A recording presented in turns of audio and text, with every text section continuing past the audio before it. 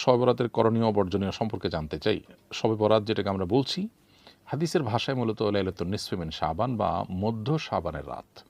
এই মধ্য শাবানের রাত, এ রাতের করণীয় বলতে আল্লাহ তাআলা এ রাতে বান্দাকে সাধারণ ক্ষমা ঘোষণা করেন হিংসুক এবং যারা শিরকে লিপ্ত সে সমস্ত মানুষগুলো ছাড়া।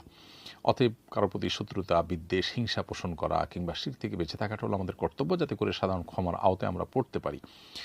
এ রাতে সারা রাত জেগে নামাজ পড়ার জন্য স্পেশাল বা বিশেষ কোনো নির্দেশনা, কোনো বিশুদ্ধ হাদিস দ্বারা প্রমাণিত হয়নি। তবে এ সম্পর্কিত, এ রাতের ফজিলত সম্পর্কিত আরও বিভিন্ন হাদিস বর্ণিত হয়েছে, যেগুলো বেশিরভাগই দাঈফ।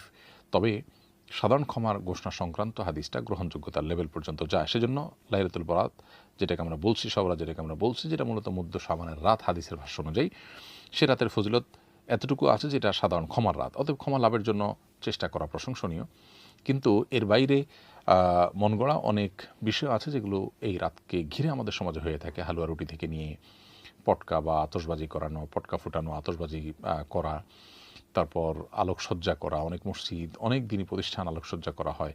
এগুলো আমাদের কালচারের সাথে মিশে গেছে, যদিও কোরআন হাদিসে এগুলো করার জন্য কোনো নির্দেশনা আমাদেরকে দেওয়া হয়নি। এগুলোকে ইবাদত মনে করে আমাদের করা উচিত হবে না, কারণ বিদআতের যে কনসেপ্ট শরীয়তের, সেই কনসেপ্টের আলোকে এগুলো আমরা করতে পারি না, বরং আমরা আল্লাহর কাছে সাধারণ ক্ষমা লাভের জন্য চেষ্টা করতে পারি। জাস্ট এটুকু।